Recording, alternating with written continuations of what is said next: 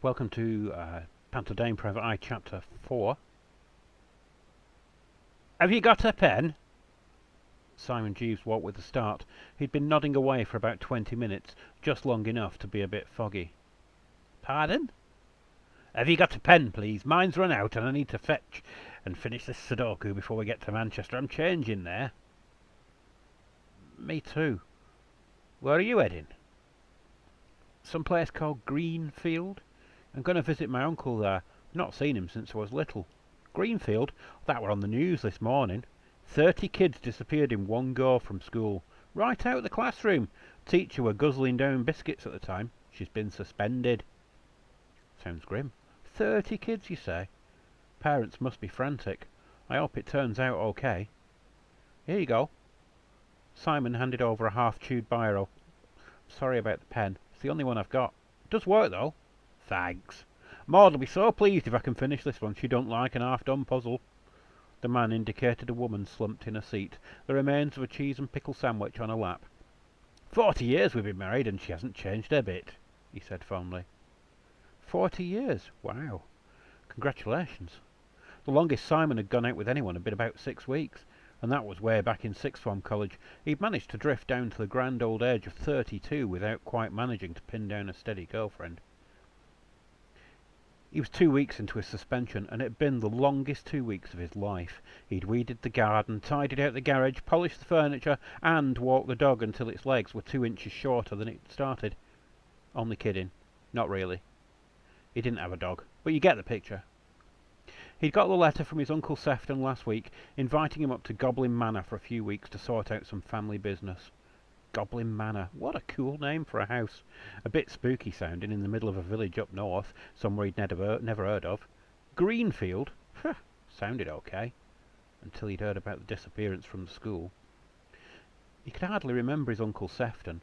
A few fading Polaroids and a box of stuff left by his dad was the sum total of his knowledge. They were on a few together, so he must have met him at some point, but he had no real memory of him. It'd be good to see the old chap, to finally have some family. The next 40 minutes passed without event, arriving safely and mostly on time in Manchester. The station was massively busy, hundreds of people crammed into a tiny space, most of them toting mobile phones in one hand and takeaway coffee in the other. How they also managed to transport the luggage without a third hand was a mystery to Simon Jeeves.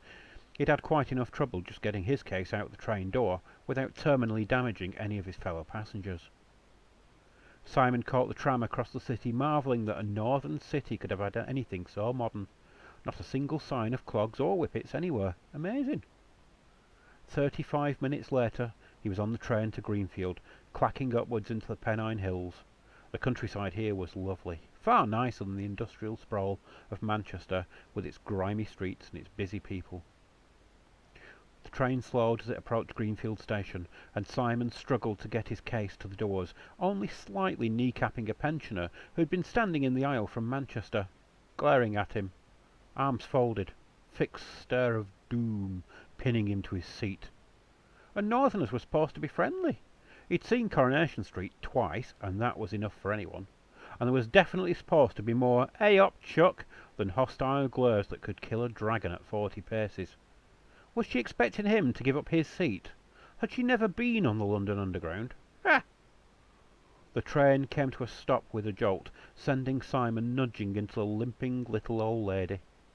Lady being a loose term, judging by the language she was using as she rubbed a leg. A walking stick had tumbled out of the train as the doors opened, so Simon handed it back, with a smile, nearly getting his arm cut off by the closing doors. Trains didn't seem to hang around up here. The old woman stared at him through the glass as the train pulled away, glaring at him balefully, all the way down the platform. There was no one else on the platform, so Simon was able to get the station entrance without further mishap, unless you count knocking over the litter bins on the platform. At the station exit there was a very small bearded man dressed in a very expensive suit. He straightened as Simon approached, drawing himself up to his full height of 4 feet 2. "Inspector Jeeves?" "Yes, how?"